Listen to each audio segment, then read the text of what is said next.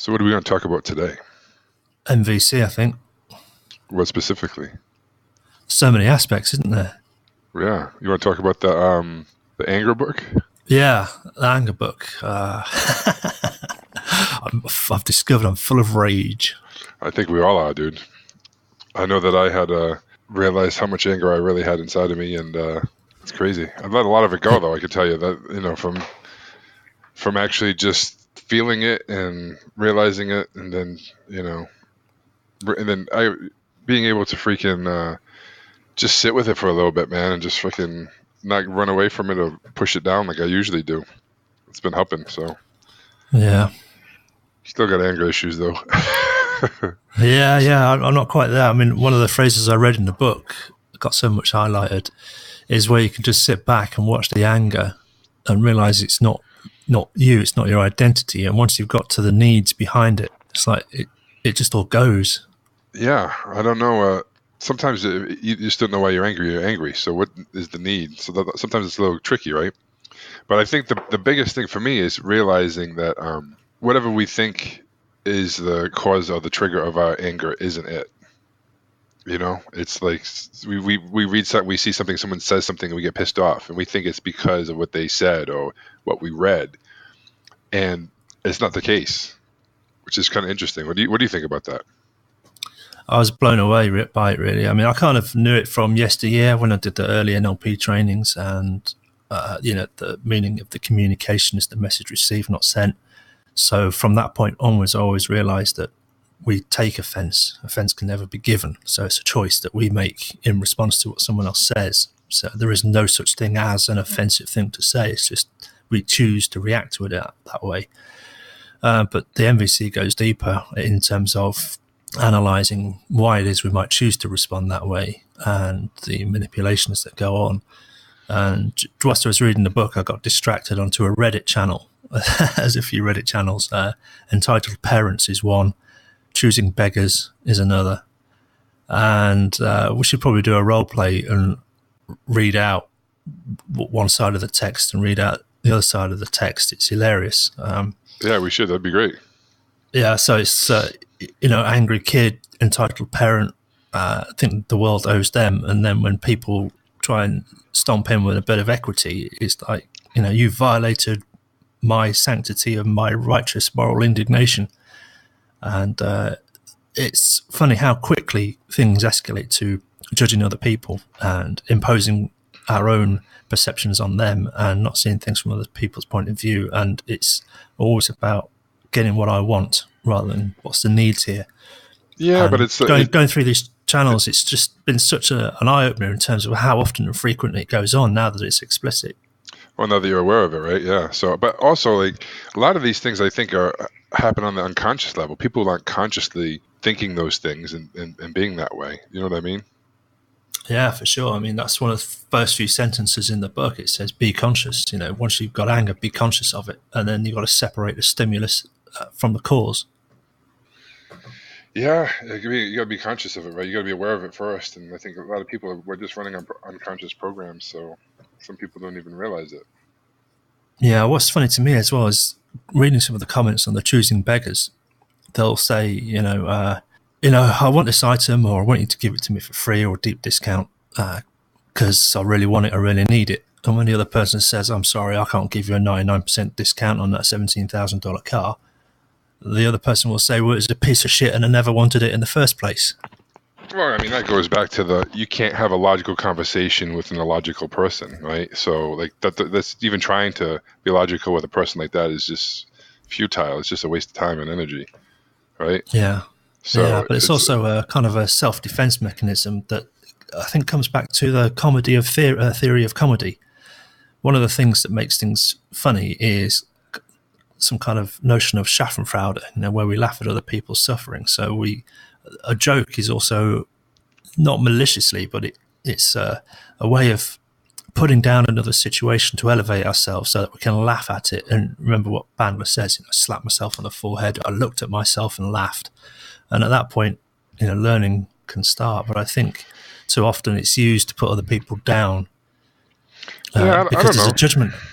Yeah, definitely a judgment. But like when people are being like ridiculously rude and want something for free and being entitled, like it does to me that doesn't even bother me. I laugh to myself, and I just would I look at it like sales, I guess, right? And I would say why I would turn it around on them. Why do you feel that you're not worthy enough to spend money on yourself? Why do you feel that you're only worth 1%? Why do you feel Yeah, that you're only, you know what I mean? Like I would turn it about them and then their worthiness. Like why do you feel that you're only worth spending a dollar on versus $100? Where's that coming from? And they'll end the thing really quick because they're not going to want to go into that territory. And you just reframe it on them. Don't make it about you doing it for free. Like you can't. When you start trying to defend yourself, I can't do it for free because it costs this and that. You're already lost. It's like it's your button heads in sales. You got to flip it around on them. So I would just turn it around and say, "That's interesting. Why do you feel that you're only worth 1%? Who would you have to be to feel that you would be worth paying the full price?" With that, I don't know. I would just fucking rip them apart. And with that, with not trying to sell them, like, hey man, just don't get it. Who cares? You don't need it. You sound like everything's going great. You sound like you're pretty strong, man. We're just you'll figure it out. Just take it away. That's what I would do. yeah. No, it's a big one as well because there's a passage in the book where it says stop trying to make everything make sense. Because trying to make sense of things is like a rationalization. It's like trying to work out why someone wants a 99% discount or what's going on in their world. And Yeah, we're trying to you get make an interpretation from it, which is another judgment, which just leads us back to what you were just saying, that then we're just, say my judgment's right, your judgment's wrong in my judgment. And then they just turn around and say, well, your judgment in my judgment is wrong in my judgment. And it just goes nowhere.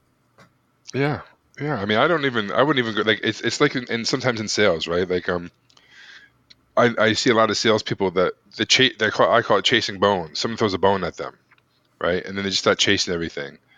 Right? Like even I think in Oren Klaff's book, he says, "Oh, I really want pink frogs, or whatever it is." And he says, "Okay, I'll get you Yeah, a it's a blue frog, rock. Yeah. a rock, whatever it is, blue rock Yeah. or whatever." And next thing you know, he's like, "Okay, oh, I'll get you the blue rock," and it's like you're just chasing things down for like it's just useless. So like that doesn't even like in my mind, I'm thinking, why should I even continue talking with this person?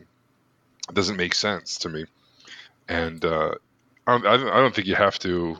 I don't know, like people like that. It's just that you're talking about like such a small minority of people. It doesn't make sense to even go over this. It's like okay, if someone comes in and they say this to you, how would you handle it? Like, okay, well, first of all, how many times are you hearing that? Have you heard it 1 out of 1,000, and you're going to focus all your energy on the one asshole that comes in, and you're trying to win that one? What about the fucking 70% of the people that come in that aren't like that, that are just kind of in the middle?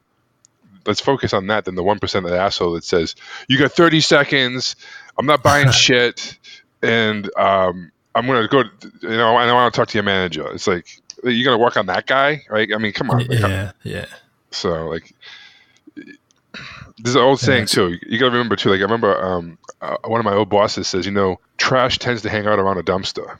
And it was really an interesting thing, right? So, same thing. I don't know what these Reddit groups are, or whatever it is, but trash usually hangs out around a dumpster. So All right, that's it. I'm not going there again. Yeah. Well, that's it. I mean, it is. It's a dumpster fire, and that's the other thing as well. The fire model. It's what's the biggest bang for the buck? Where should I invest my time to get the best ROI? And chasing down people who haven't got the resources or not in a position to enter into a transaction with you. Like you say, why would you waste your time there?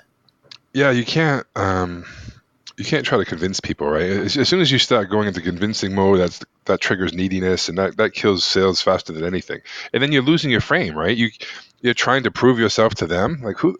Like that you're done already. I mean, if you're trying to, you can't, you'll never sell it. People like that. You got to take the frame back. You need to smash their frame. And if you can't do it, then you might as well. I always say better to blow the call early than blow it later, right? Like because if you can't take the frame control back, you're never going to make the sale anyway. So blow it up. You got to do a pattern interrupt. You got to do something crazy and blow it up and end it right there and be done.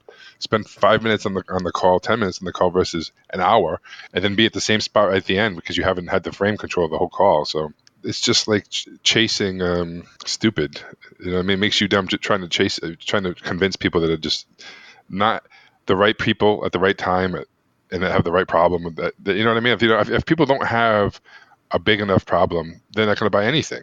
And as soon as they start talking about they want something for free, you gotta turn it around and make it not about price, make it about commitment, make it about worthiness, make it about something else. And that's what works for me. When Yeah. people say, like one of my clients asked someone, what would you, how much would you pay to solve this problem? And they said something like ridiculous, like $100 or $200. Right now, this person has been struggling with their whole life and all this crazy shit. And obviously, that's just like it's easy to get mad, but especially her program's over $6,000, so it's $200. So some people are like, "Oh, I'll just end the call because they're not serious." Well, the person ended up enrolling into the program, but she handled the $200 and made it about that's interesting, and kind of dug deep about what it was, and it came down to her self-worth and all this stuff and all this crazy shit, and it was just and then she ended up spending well over $6,000. People have these defense mechanisms and unconscious programs going on, and they don't even realize what the fuck's going on. If you go into a clothing store or any kind of store and someone says, "Can I help you?" What do 99.999% people say as soon as they say, "Can I help you?" What do they say? Yeah. Just I'm looking. just Thanks. I'm just Just looking." looking. Yeah. Right? It's just a program, right? If I worked in one of those stores, I would say, "Welcome. What do you want to look at today?" Right? And they can say, "I'm just looking." I say, "I know. I just asked you, what do you want to look at today?" And then they'll say, "Oh, this and that's." Let me point in the right direction. Next thing you know, I'm in a conversation, right? It's just you gotta go. You know what they're gonna say, so you just. The interesting thing was what he said about anger. That was really interesting. You know, I like because he said like three things at the beginning of the book. It was first the language that we have been educated to use, right? Second, how we've been taught to think and communicate, and third is the strategies we learned to influence ourselves and others. So those are the things that are running us, right? Pretty much. But when you end up using the NVC stuff, it really does focus on those needs, right? But how do you make someone that's not conscious of that conscious of it? Well, you got to ask them questions, right? Yeah. Yeah. I mean, it always starts with a question. I think it's also to do with forming a connection, and I never really understood what Marshall meant by that. By way of example, one of the prototypical sentences he uses is he says, "I am grateful for something you did, and I'd like to, in response, do this behavior." So then he's connecting the behavior and his feelings to what the other person did. So that's the connection right there. So I never really saw it because before it was just like two people talking past each other. You did this, I felt that, and you felt that, and I did this, and it misses that connection. You got to bridge it to a response. So in some way, the behavior is a response, and then I guess the connection to the response allows you to be able to build a framework to ask those questions about what the needs are behind the feelings. Yeah, I think that's the big thing, and I think the connection also comes from people just being heard, people just being understood, right? That's where the connection piece comes in. Yes, yes, they finally someone is actually listening to me, right? People go through their whole life, and it's like people only yell because they don't feel like they're being heard, right? Chris Voss says that, right? When people are truly heard and truly feel understood, that's where the connection happens too. It's not just because John is awesome because he does this and that makes me feel this, and that's cool. That's like positive, specific feedback, right? But it could be that you tell me something and I kind of say it back to you, and it is that do I have it right? And you're like, yeah, that's right. Boom, that's going to make a connection too, right? Because you feel heard, you feel understood. So I think that's part of it too. What do you think? Yeah, Chris Voss talks a lot about that. It's been a while since I've read that book now. It's like a fading memory. I have to go over the videos again. But the other thing as well is that Marshall says that feelings are connected to needs, and we feel pleasurable feelings when needs are met, and when not, we have painful feelings. So the Yeah. feelings are kind of like the gateway to the connected needs. So if you make the connection with the person, so you're reacting in a way that's responsive to what they're doing or to what they're saying, and then you can ask them about what they feel about that, and then you can use that as a gateway into their needs.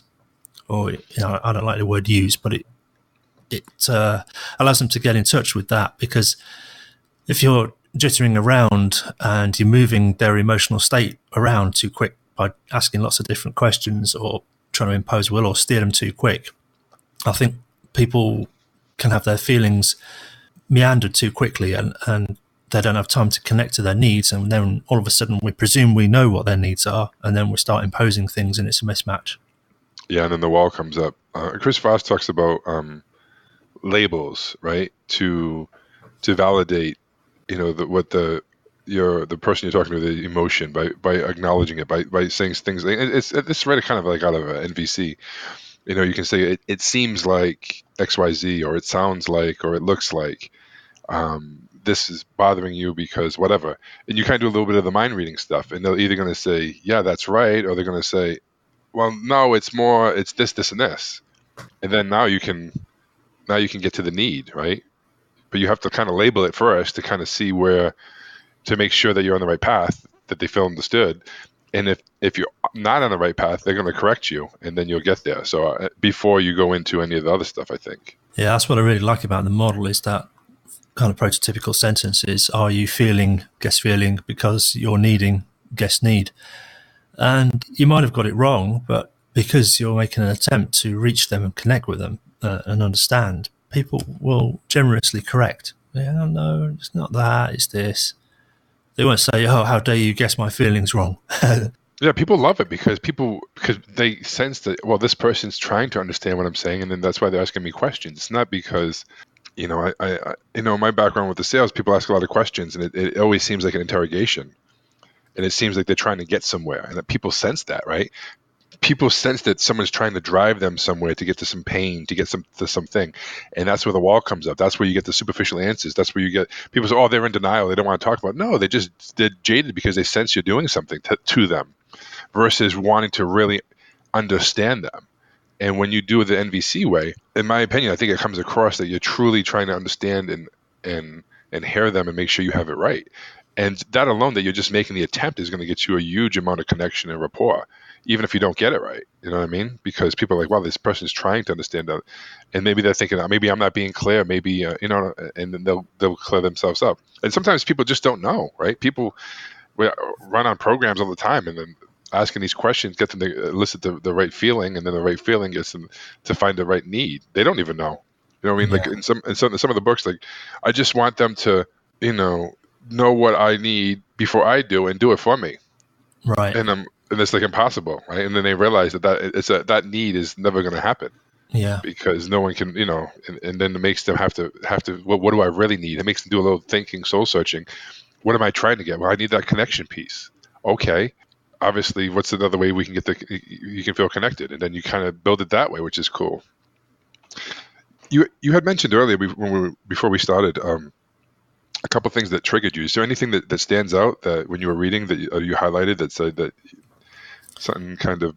Yeah, it is. It's an overwhelming sensation. I was just trying to think what it was, and certainly an issue I've had is not being clear on the difference between needs and feelings, and it's kind of occurred to me that I've been so confused about that. The evaluation and diagnosis gets in the way. So rather than saying, I feel frustrated or desperate, I'll say I feel smothered or suffocated. But the smothered isn't a feeling; it's an evaluation. And sometimes we might say, I feel sad or angry or disappointed. That's the feeling, but we misdiagnose it and say, I'm being taken for granted. Well, that's evaluation, diagnosis.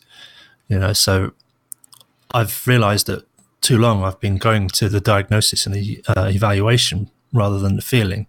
So I've not really engaged. So it's really difficult sometimes to be honest with myself and say, what is the feeling here, and what need is being violated or that's not being connected with. But you never get there if you divert early into a diagnosis. Gotcha. So that's why it's really overwhelming. So I'll read a couple of sentences and I'll go, wow, that makes me feel something. And I don't know what it is. And I'm trying to work it out. I'm trying to say, okay, well, what's the need here? But I just want to leap to, this is not fair. This is unequitable. People are so crazy. People are so patronizing, or, people let you down. All evaluations and diagnoses. Mm-hmm. And it puts the blame on someone else, and it creates a victim. and then we can go through all that. Their fault. It's not me. It's them, and it doesn't provide any space for learning. So it's quite a tricky thing to undo that kind of embedded process. So I've certainly learned for the last 20, 30 years. So Yeah. that's what I mean. It's overwhelming suddenly to write, shit, what's this emotion that's coming up? What need is that? And to identify the need. It's a tricky thing. Well, I find it tricky. Sometimes I think that can work is going to the opposite, right? Like, so if you're feeling people take advantage of people and people are dishonest and whatever it is, right? That sounds to me like, like trust is really important to you, right? Or something like that, right? So it's not necessarily what they're doing. It's like, okay, what do you really want, right? So I want to be able to trust people. I want to be, or whatever. I don't know, like going the opposite way sometimes. Yeah, yeah. I mean, that's what it is. I mean, I've got a list here on the screen on the left. It's cheated, and the feelings are resentful and anger, and Yeah. the need is for honesty, fairness, justice, trust, and reliability. Yeah. Yeah. That's a lot. Can you narrow it down to just one when you think about that thing? Well, this is it. It escapes me when you narrow it down on it. It starts to become a bit elusive. In But that's fact, why it's people, overwhelming. It's so many things, right? It's the more things you stack. yeah, this is it. They're all stacked. If what were the things that you said? The positive things that you want? Trust something. The four or five things. What was it? Honesty, fairness, justice, trust, reliability. Okay, which one are those five or six, whatever it was, is Ooh, most important to you? I don't know. You're making me choose now. If I had If to you have only one, if I yeah. could only have one of those qualities, which one would you say that, or maybe put it on you? If you only had one of those qualities, which one would you want to have the strongest? Darn it. That's a tricky one. Oh Is boy. anyone jumping out at you, or no? I don't know. Would I rather have fairness than honesty, or justice, or trust, reliability? What's well, fairness is that's a tough one, right? Is that a judgment? Yeah, it is. I mean, Okay, yeah. Well, I mean, so that's fair, isn't it? That's one of those Foss expressions. That's fair. That's where you want to get to. so fair is not a judgment or an evaluation. So you got to get rid of that one. Okay, what else is in there? What's that? Honesty, trust, reliability, justice. Justice. I'm going to not handle that one right now because that's too complicated. There's lots of things wrapped up in justice, Like what? like that it's an agreement by all parties, that it's instituted impartially, and to a certain extent that it's blind. So trust is wrapped up in justice, Okay. and also it has to be When a bit of when fairness you as well. when you feel like you trust someone and someone's trustworthy, someone is fair, someone is all those things. What need is being met for you? Yeah, I don't know. That's it. It just feels like a bit of a void. I don't know. If you don't want to go there, we don't have to go there. No, Just no, this is it. It just comes up blank, and that's kind of weird. It's like, well, I don't know. I kind of think try and imagine in what context, or try. well, if you found someone that that you really trust, that is loyal, that is fair, that is all those things, what feeling would that give you? Then we'll go to the need after. What feeling? Yeah, I guess confidence or sense of security, or safety, perhaps. Okay, those are all good. Safety or security. Was it the first one? Was it peace or something? Sense of confidence, isn't it? Yeah, if you're Confidence. around people you can trust and that are trustworthy, I think it gives you confidence. Or you can feel confident in interactions. Yeah, you can feel confident in interactions with people you can trust. Okay, I don't know if that's the main thing, but confident. Hmm. Yeah, I mean that's the feeling, isn't it? Confidence is, yeah, I guess so. But you can also feel confident when you feel safe and secure too, right? Yeah, I think that kind of perhaps if you feel safe, secure, and empowered, if you like, that's perhaps what we would call confidence. Yeah. I don't know. I like that. So if you felt safe and secure, what need would be being met? or is that a need? I don't know. Yeah. Security a need, safety a need. I mean, isn't it one of Maslow's hierarchy of needs? Yeah, security, safety. Yeah, that's in the Maslow's basic list of human needs. Yeah, So maybe that is the need. That maybe that's not a yeah, could be, emotion. Because could it be that simple? could be. That's the model. That's what it puts forward is the emotions and the feelings are the connection to the underlying needs. So when we're not getting our needs met, we have funny emotional responses that make us feel angry or frustrated. And the book says that it's the negative emotions that we experience when we're not getting our needs met. So when we're in pain, we have the negative emotions, and when we're getting our needs met, we are feeling the joy and peace or confidence. Yeah. Maybe it's that simple, dude. I don't know. Or maybe we complicate things. No, I that's what I learned from that book as well. Is that when you enter into these kind of dialogues, there's no judgment and there's no requirement to work it out and to interpret. There's nothing to agree or nothing to disagree with. It's just to acknowledge and hear the statement of feeling and needs. It's that simple. Yeah, I think that's where the magic happens too, right? Yeah, me too, because it does away with all the bullshit about all this amateur pop psychology. Oh well, that's because I'm using reverse psychology on you. Oh, it's because you're needy. You know, I mean, yeah, in commercial settings we get institutionalized thinking, but I think when you're dealing with people on a personal, interpersonal level, talking about how you can make life more wonderful for them, taking money out of the equation, but just, what's alive in you? What can I acknowledge and hear of your feelings and needs? And then, like I said, the book says there's nothing to agree or disagree with. It's just cool. That's it. That's what's alive in you. Yeah, I think that's the biggest thing. I think that's how the FBI negotiator guys, they can talk to a complete sociopath that's nuts, that wants 500 years of restitution and stuff like that, and Chris Voss using the nonviolent communication, in my opinion, um, to just basically state back everything that they said, and and show that he hears and understands them, even though it's batshit crazy. Where most people, especially in sales, this is really going to help in sales. I think this stuff is so great because it's really all about this. I mean, people, when they hear someone say something, they immediately try to think of a response to attack that in their mind, to break it down. If someone's softening things, if someone's making it like it's not so bad, or this and that, or they're trying to get them to arrive to something to realize how bad it is, right? Where the walls come up and you're button heads, and it's just you could be right and you're still not going to get the sale. Bullshit thing. Where with this, it doesn't matter if they buy, they don't buy.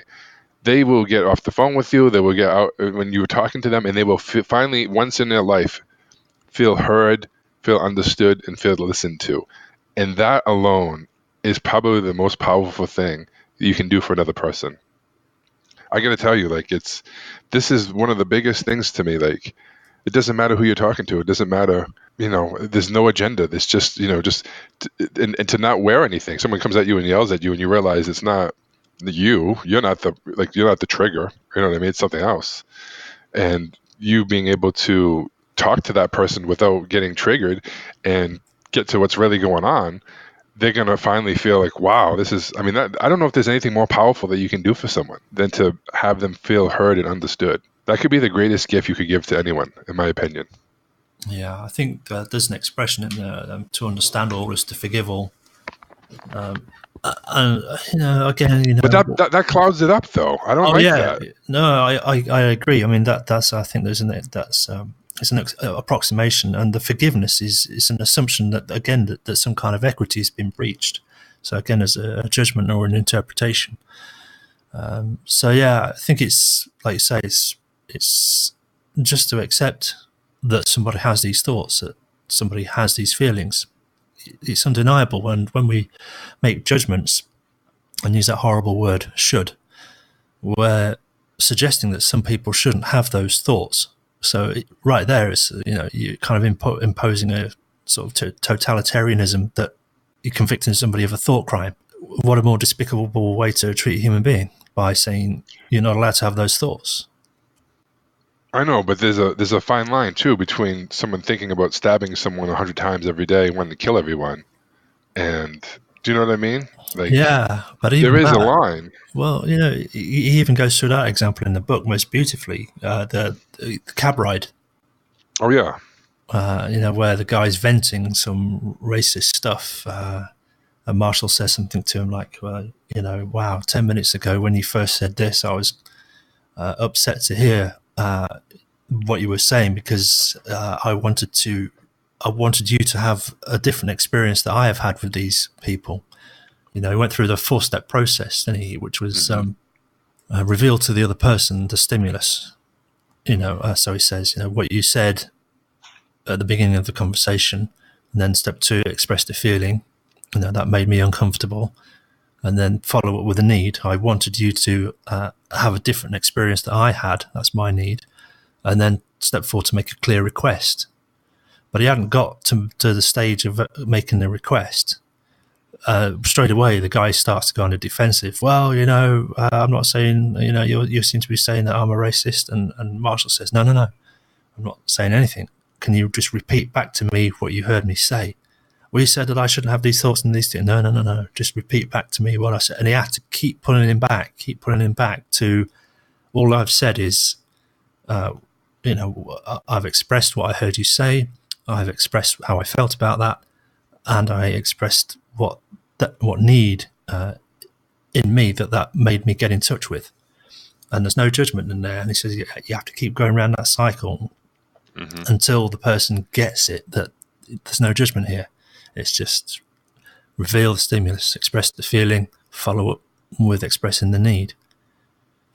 And then, Yeah. just going through that cycle when he was working with the guys in the jail, having role played that with a few of the hardened criminals in there, it's almost heartbreaking to read that one of them said, Marshall, if you'd have taught me this, or if I'd have learned this 4 or 5 years ago, I wouldn't have killed anybody. Yeah. Isn't that crazy? Yeah. Just by being heard, you know what I mean? Like that's where violence and a lot of these things come from, where people can't either express themselves with words, they don't feel understood, they feel like they have to take the respect that they deserve, whatever that means. You know what I mean? Who knows, right? So Yeah, well, there's one of those diagnosis words, that's what they're doing though, right? right, all the time. And this is how, we've been, seems educated to always make comparisons, to make diagnoses, evaluations, and judgments. There's a couple of the books that he suggested I'm reading on the side. The Powers That Be, it's about how power structures evolve, which basically puts everybody in their place. And it's one of those kind of non-reversible things. So, when someone comes at you with violence, with a big stick, the only way you can stop it, words aren't going to shield you from an axe, is to be violent back. And once you start down that road, that old expression, violence begets violence, and then that's it. We're off into a violence hierarchy, and we don't use axes anymore, but we use words and manipulation, fear, guilt, shaming, same thing. Yeah. Yeah. So how do you do that? Like how do you if someone's trying to be violent against you, how do you do it non-violently? Yeah, this is the trick. I think, of course, it's appropriate to take action when imminent Safety. death. Yeah, imminent death Yeah. is just around the corner. So yeah, um, yeah. Well, the place to get to before people start swinging axes. So I mean, that's the other thing as well, is that the contempt that results, because it seems like when we start judging people and they judge us back. And I've watched this in that subreddit as well, which was interesting to go through to get many examples in a short period of time, so you see the pattern.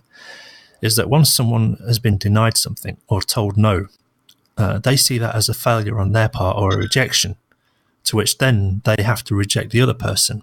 And from that, because both parties then haven't got what they want, anger comes into it, judgment comes into it. And you can see it devolving in the conversation. And once it gets to contempt, all the swear words come out. So it's like, Yeah. fuck you, bitch, fuck you, cunt. And they'll really go for it. and you can see it. That's the contempt level, and from there, the conversation ends. Perhaps one message later, I blocked you. Right? If you Yeah. block somebody, you're not talking to them, so you can never ever resolve it. And it seems, I think Dweck talked about it as well, or maybe it was Marshall Rosenberg and another. But once you've reached contempt, it's really, really hard to work back up. So it kind of behooves us to engage in conversation before we get to axe wielding, because it seems like we can only really wield axes against people when we have contempt for them, or where we branded them the enemy. And once we've branded someone enemy, it gives us a justification, or more or less, to punish them or enact redemptive violence. Yeah, well, it's like talking politics. The left and the right would never ever, after having a conversation, say, you know what? I see your point. It makes sense. I'm switching sides.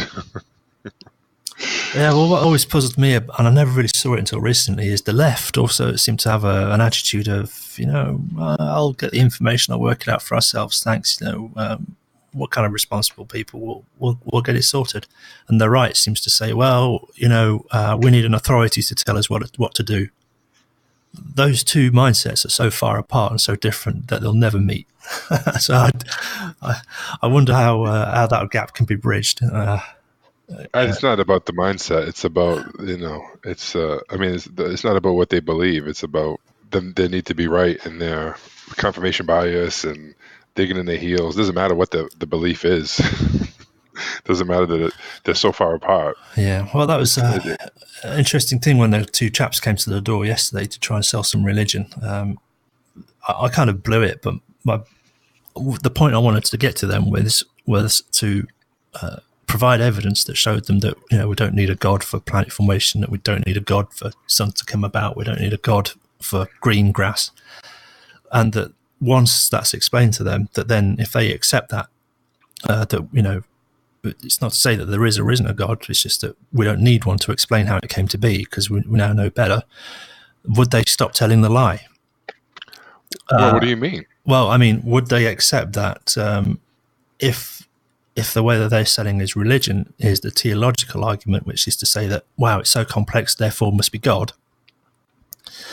If that they now know that Earth and planets can come about without a God, then will they now say, yes, you're right, we accept that, therefore we cannot use that proposition anymore because we now know better? Or would they carry on telling the lie?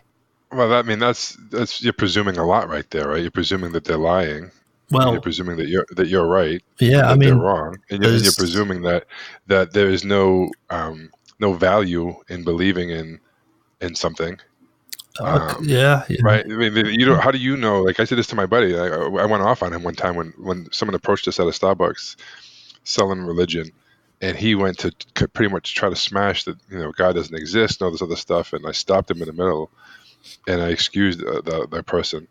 And I went off on him. I'm like, how dare you? How do you know that this guy, the only thing that's keeping him from killing himself is God or religion or something, right? How the fuck dare you try to smash this guy just for your need to be right, right? And I went off on him, right? And it's almost a similar situation here, John. Do you know what I mean? Like, it's like what if it's serving them, right? It's like if I tell someone that if someone is has this thing, they're in the hospital and they put this little thing on their pinky, and because of that, they say that that's what's keeping them alive because they know it's helping them, and it's just a placebo. And you tell them, hey, that's not the pinky thing's not even plugged into anything, and he realizes it and dies. Mm-hmm. Right? Yeah. It's like what the fuck? I get that. I mean, the other bit of the story that I perhaps didn't tell is that I did talk to them about a sunk cost fallacy beforehand. And I mentioned that, it's one thing for a man to go through life or a woman to go through life 20, 30 years believing something. And then for new evidence to come up and says that actually, that investment of 20, 30 years supporting that belief is now suddenly destroyed. What are you going to do? That's abstract thinking for them. Well, that's right. And that was my mistake because they thought I was talking about other people, but my comments were actually directed at them. So that was my mistake. I didn't make it clear that this is going to be the result of our conversation. So, what was your need that you needed to be met? That okay, they listened to you and they stopped selling religion. Now what? Well, I was hoping that they would find something else to do. Okay. Okay. So they did that. Now what? What are your need has been met? They say, and then you say, okay, well, I feel good now because what need has been met? Maybe comes back to what I was saying about fairness, justice, and equality. That No, that's not it. well, it leads to a better world if people start thinking about things rather than having blind faith. I think is my need. Okay, then I what prefer that. feeling of that's not that's what feeling of yours would be met if people had all those things It comes back to in a better trust, life? trust and reliability. That people, if people have a kind of method about thinking about things rather than relying on blind faith, it makes me more confident in my interactions with them. Okay, so it's confidence then. It comes back to that, yeah, what we just said about trusting people, having a reliable framework of mind or some I don't kind know. of I don't know if fairness. that doesn't feel right to me. So I could be way off anyway, but doesn't I don't think that's it. And who am I to tell you what your needs and judge Yeah, well, and feelings are? this is what I was But saying before. It's a tricky one because I don't even know myself, I think. And it's an exercise that takes practice. And I think it's, like he says, it's being vulnerable. And sometimes it's embarrassing to state explicitly what it is we do want. Because, again, a lot of commerce makes it so that we have to ask in all these perverse ways for what we want so that we don't appear needy. That, I mean, you know what it's like when you go for a loan. The person who's in desperate need of it is the least likely to get it. So you always get your financing exactly, in place when you don't need it. Golden rule of business. true, true. It's fun stuff though. I got to tell you, like, but think about it, like when you get some time, because it's interesting. I think it's all tied into everything. I think it's tied into how I mean you learn so many things, you know so many fucking things. It's ridiculous. I think that's tied into the same thing that we're talking about now. Whatever's underneath it all, Yeah, right? I agree. I get the sense that something's there, but I can't quite put my finger on it. And it's learning to be intellectually honest with feelings rather than lumping to. I mean, the 100 odd videos I did in the group on logical fallacies. Yeah, because you're in your head right now, That's it, exactly. So it's all about. I mean, what's a logical fallacy? Well, it's determining whether somebody's made a mistake in thinking. So it's an evaluation. It's a judgment. Okay, but it doesn't answer the question. Why do people need? It just doesn't even address it. yeah, So, and that's what you got to be careful with right. these things that Yeah. you're so smart, you can talk yourself out of anything or into anything, right? Where do you Yeah. want to get to? That's And it. then you're like, okay, well, I get myself there with it. You know enough to spin it either way. Yeah, you can spin it either way. I mean, I'd prefer to spin it to the parsimony of the evidence and apportion beliefs accordingly. But at the same time, that still doesn't answer the question. What's the need for all that? Yeah, that's the truth, right? That's underneath all. And me inside, when I hear you say the words evidence, proof, truth, something inside me goes, ugh, God, like so incongruent because it's to me all of those things. Even though I just see it differently. To me, all those things are subjective, Yeah, right? Like truth. I see. What's the truth, right? If me and you go to a party Uh, and you're having fun and you're dancing and you're having a good time, and I'm in the corner and I'm like, this party sucks. No one's talking to me. No one. It's a shitty party. And they ask you, how was the party? You know, it was fantastic. There was so many great people there. It was amazing. And you ask me, I go, the party sucks. It was terrible. People were rude, this and that. What's the truth? the truth is, you thought it sucked. The truth is, I thought it was great. Yeah. But when we're talking to Bob, what's the truth about the party? It happened. Yeah, but that's not what we do, though. That's not what we do. And what's the evidence? Well, I can give you all the evidence why the party sucked, and you can give me all the evidence why the party was great. Yeah. Right? So that's subjective too, right? So that's why when I hear those words, to me, it's like chasing this unattainable thing. Well, I It's think just, you've got to be careful with the question because you're asking what is the truth of your experience, not what is the truth of the party. I'm not asking what's the truth of the experience. I'm asking what you say truth. What's the truth? Well, What's truth? What does that mean? I suppose in an abstract sense, the truth is what the facts are, and the facts are verifiable points of data that we can test. So if we can't test them, we can't make claims about truth. Well, they're both true, right? The party was great. You did these things. It was great. The party was terrible because of this, and this. Yeah, that's your But evaluation and judgment. It's your opinion. It's a subjective expression. So it doesn't so is the qualify. truth. See, I wouldn't So, recognise that as a truth. I wouldn't define that as the truth. I'd say that's an expression of your subjective experience, and that is. how do you differentiate that though from other things you're talking about? Well, that's what I'm being clear about. The definition of truth is essentially what the facts are. So if you can't test it or you can't be proven, then you can't make a claim about truth. So you can say I had an experience which was where I experienced good feelings. All right, we can test that. Did you feel good at the time? Yes. Okay, tested. It's true. But if you can't design a test, then I don't think you can make a truth claim. I don't know. I know tests can be skewed and focused, all these things. So I just have a hard time with that in Yeah, general. no, So I get you. when I hear that, I get this like weird feeling inside that it's just an incongruency. So I don't know. That's just me, right? So I don't know.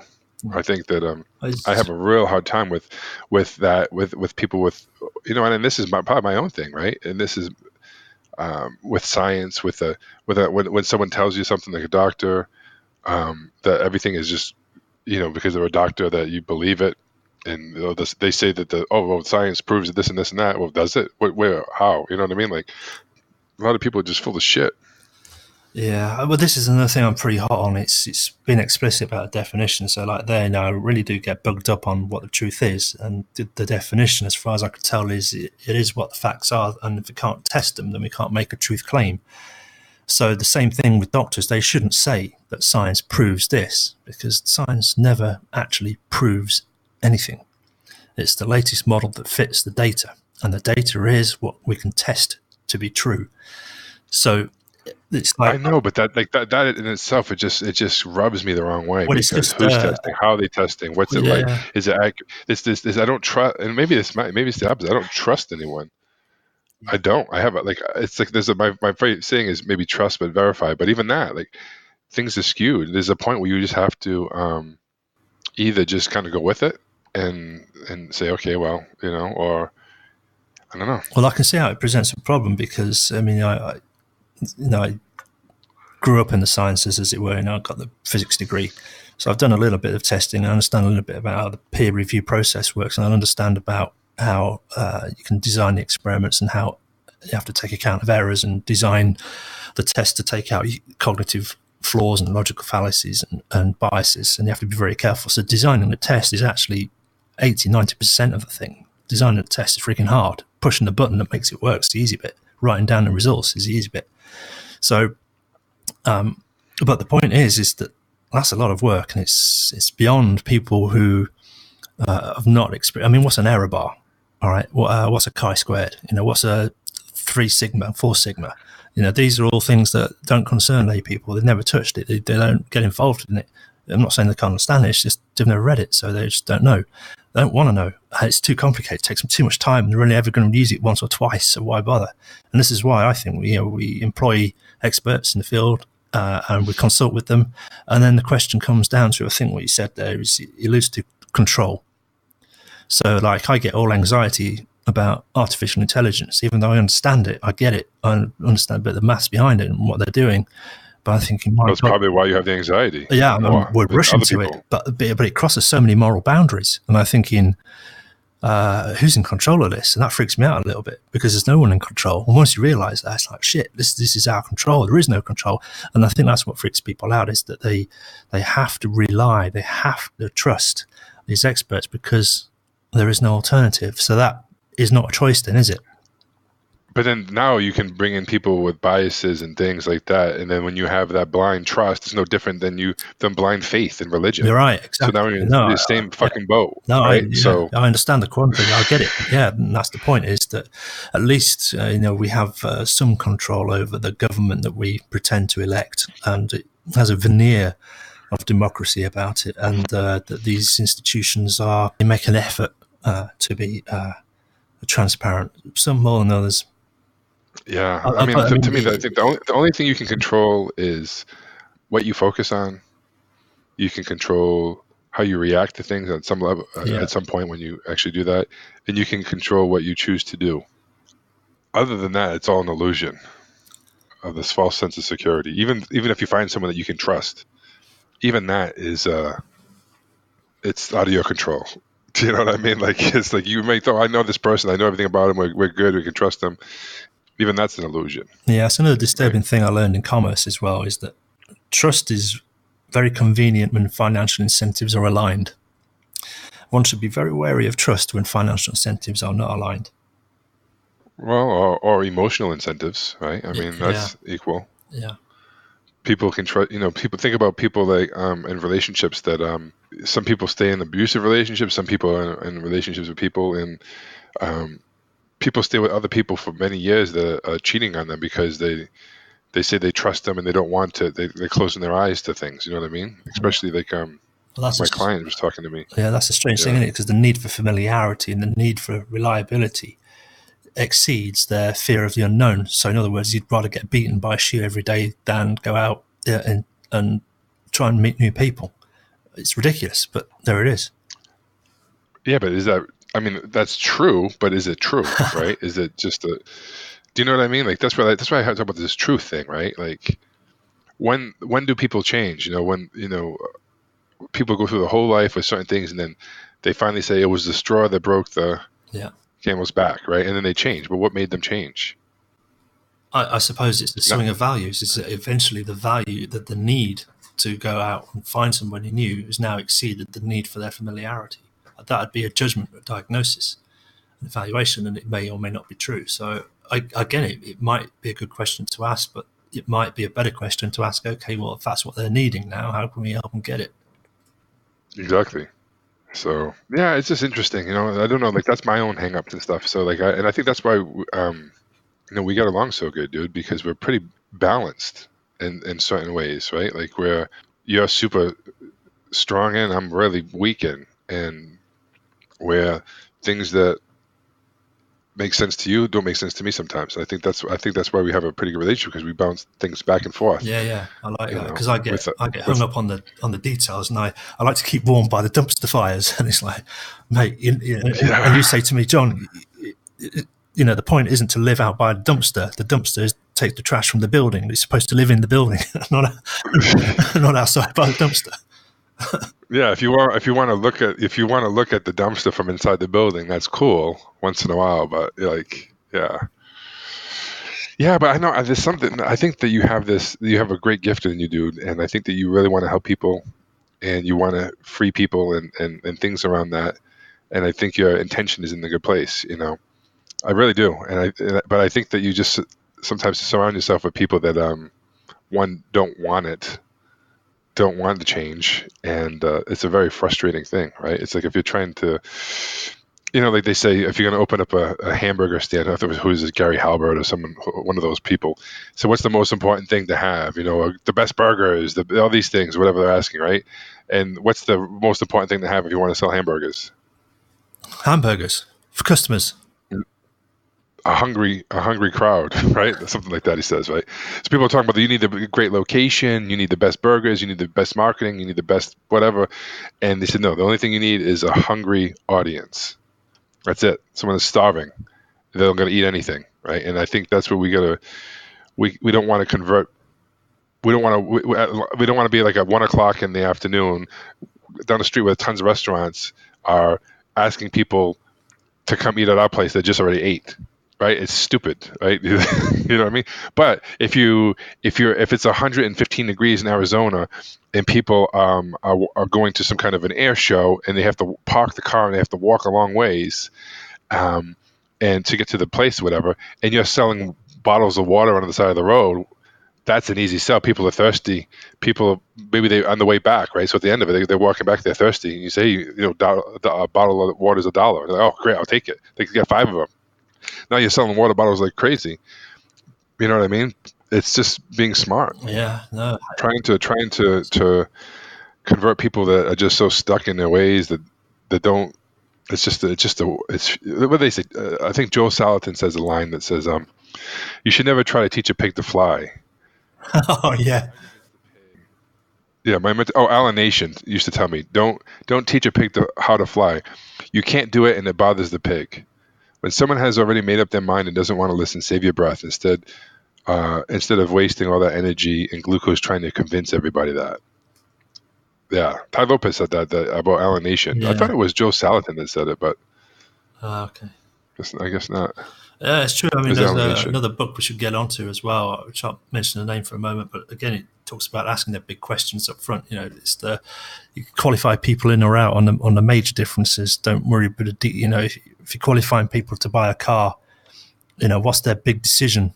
You know, is it do they need 4 seats or 2 seats? Because if you don't work that out up front and you get the colour sorted and the wheels sorted and the finance sorted, and then you realise you got the wrong number of seats, you have to start all over again. Yeah, I guess it's the priority, right? I always like the takeaway thing and make people prove to you why they need something. You know what I mean? It's so counterintuitive from what most salespeople do. You know, the right before they're ready to buy an expensive vehicle, you say you don't try to convince them into buying it. You ask them like, how can you justify spending over $80,000 on a vehicle? And like that's so counterintuitive. Most people say, "Oh, it's so great. It's not that much money for what you're getting. It's value, this and that. Just trying to sell." And Yeah, when you come in that way, and they're like, "Well, because I'm rich. whatever." I actually used that. I used that before, and I was 60,000. How can you justify spending over $60,000 on a vehicle? Like, what are you talking about, man? We're in an accident that saved our life. They're good resale value. They're reliable. We like they're amazing vehicles. And my close was, sounds like you made up your mind, sir. I'll get it cleaned up for you. Congratulations. And that's it. That's how we close the deal. Yeah. What Simple. needs do you think get kind of signed off when people go through that process?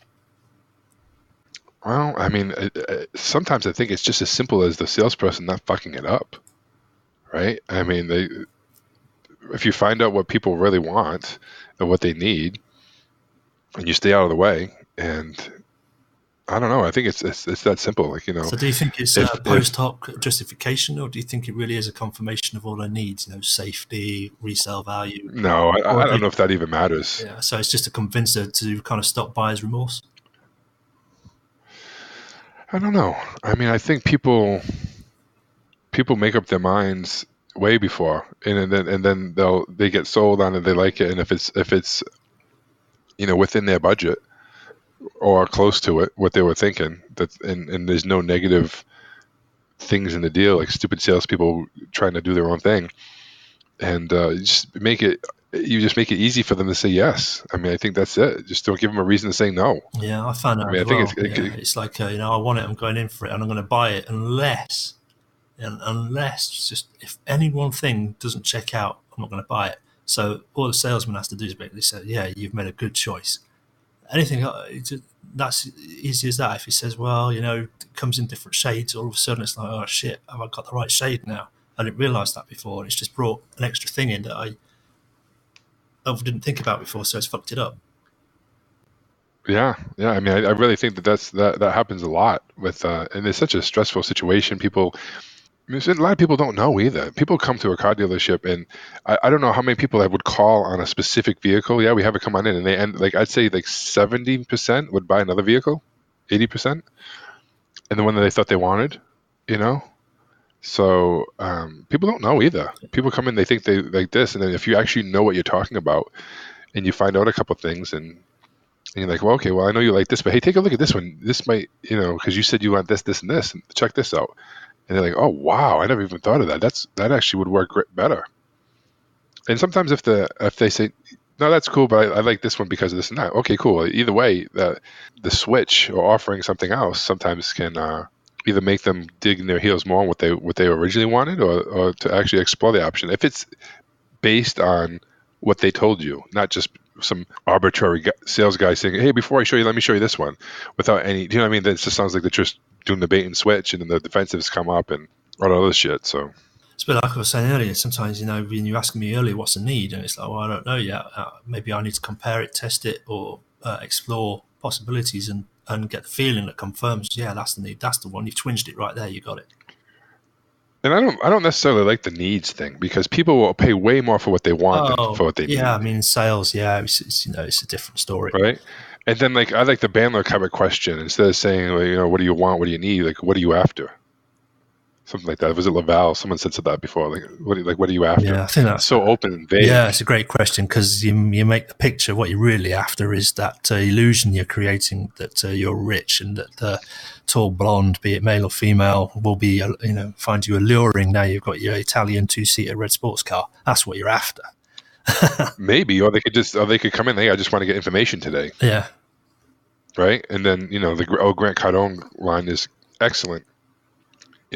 That's what most people do. Most people don't buy the first day; they come in to get information, right? And push the wall down. What can I get you information on? Boom. Now they're like, oh, I like this guy. I'm not buying a car. This is great. I feel at ease. Now I can tell him everything I want, Yeah, that's it. He's given me exactly right? what I asked. And I suppose, no, because again, it's not imposing a judgment. Oh, I know what you need. Oh, God, who likes that? No one likes that, even if you're right, Yeah. right? And then like, hey, I like this. Let's just make sure they drive it and okay, check it out, and then okay, and what'd you think? Get your feedback on it. Well, if you have like 5 minutes, let me just get you some information on the numbers because you're gonna go home think about the vehicle. Yeah, we like it. Then you have to come back again, and what's the numbers? And then you're gonna go home and think about the numbers. You're here anyway. You got another 5-10 minutes to get you all the information you need, so that you and your wife can have a intelligent conversation at home about it and decide what you want. Yeah, that makes sense, right? You come on inside and then you give them the numbers, and then you show them the price and the payment, and they go, that's not that bad. Like, wow, a lot of people they won't even plan. Like, that's actually better than we thought it was going to be. Yeah. Great. Yeah. You want to take it home right now, then? Yeah. Great future pacing Eh, and great bringing time forward as well. Save them a few days. yeah, right. And but anyway, so a lot of people would just buy it right then and there because they have no idea that, oh wow, I didn't realize. I thought the payments on this was going to be 600. It's only 375. Shit, we're only paying 325 now on our car, and we hate it. $50 more, and we get this new car, new warranty, new everything. When you do that, you say, hey, listen, hey, take your time, guys. I just figured your car right now that you have, your trade-in is never going to be worth more than it is right now. So you can wait a couple months, but the price might come down a little bit, your payment will go up a little bit. It's not a big deal. But if you really like the vehicle and it's affordable, then why not do it right now? Yeah, you're right. And then when's your next payment doing? Your next car payment is due in 10 days, right? For the car you have now, right? So you're not going to have a car payment for 45 days. So you'll have a month off of payments that you can use towards this one.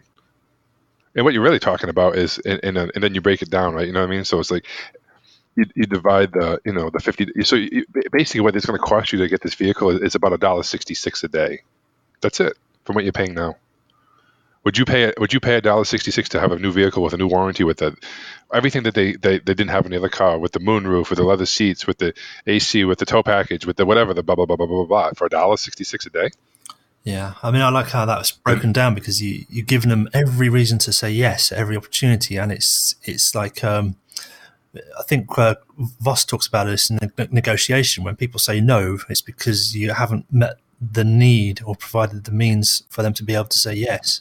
So whether that's you haven't framed it right, or you haven't put it in a term they understand, or you haven't framed it positively rather than negatively, you've not you've not met their needs for them to be able to say yes. So again, when I say no, it's just again it's a expression of an unmet need. yeah, and I think another thing too that a lot of people don't realize is when you're doing this as a salesperson, you're not actually. It's so bizarre, but you're not actually trying to sell. You're not trying to convince people. So when you're not trying to do that, it's just you're having a conversation. When you say, like, why not just do it right now then? Like, if everything lines up and this is really what you like, if you're going to do it in a month, 2 months, why not just do it now and get you out of here pretty quick? And it's pretty painless. I mean, if you like it, if not, then hey, I understand. And they're like, yeah, why not? Like, shit, we like it. I mean, this is the color. This is the car. We like the color. I mean, do you like? Is it the color? Do you not like the color? No, no, that's our favorite color. Well, what do you guys want to do? Like, it's like simple, like nonchalant. And then half the time they're like, yeah, heck with it. Let's just do it. All right, cool.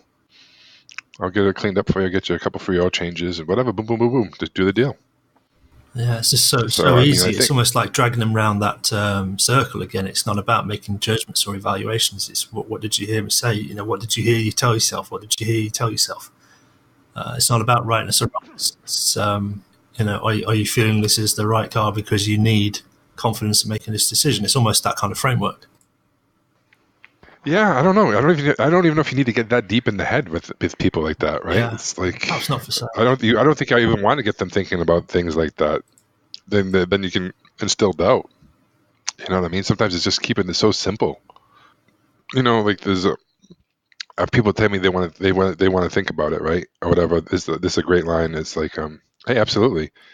You know, can you make me a copy? Sure, I'll make you a copy. And I'll go to the copy machine, make a copy, and I'll say something like, hey, when I was making the copy, I was thinking, something's not right. Because if everything was right, you'd be asking for the keys, not for a copy. So, like, what is it? Or what's if you had to say one thing why you don't want to do it today, what would it be, right?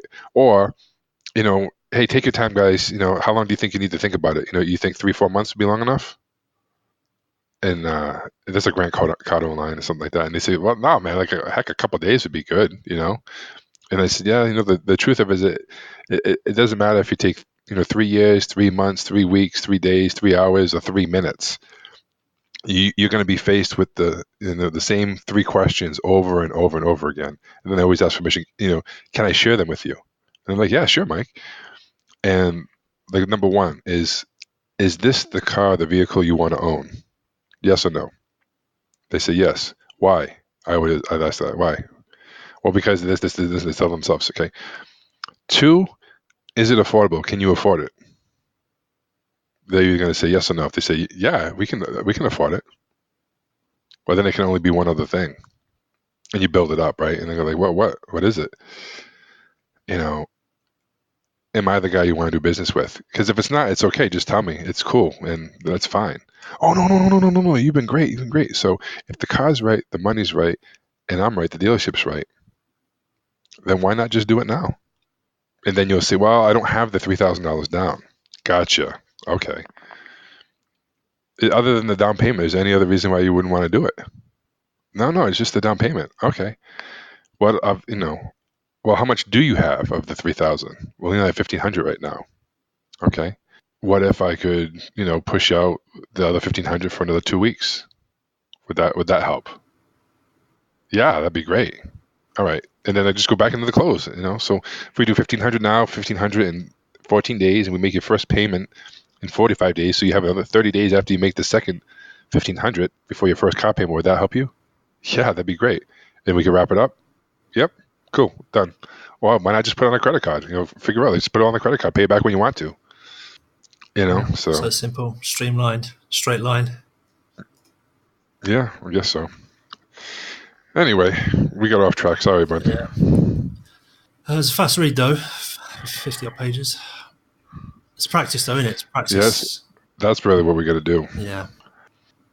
Just drill it into my brain so I can really get this stuff down. Because I don't know if there's anything stronger than this. Like I said, the Marshall guy, he's great. I love his stuff. He's a little soft. I like the little more attitude. Like I like the Chris Boss style more personally. In fact, I actually want to go see him next month. He's coming. He's going to be at Atlanta. My client's going to go, I think, and I'd really love to go meet him and then take all that stuff and see how I can work it out for the calls and different things and how I can really fine tune stuff. I think that'd be really great, really fun stuff. But Yeah. Where's the workshop? I'd love to do it Where's the though. workshop? So we'll see. Cool, man. All right, buddy. I think I'm tapping out. Yeah, me too. Is that cool? I'm tapped out. Yeah, no, that's cool. We'll wrap that up and maybe we could do another one in a day or two when some of this is settled because it's all new. But Yeah, that'd be awesome, dude. That'd be awesome.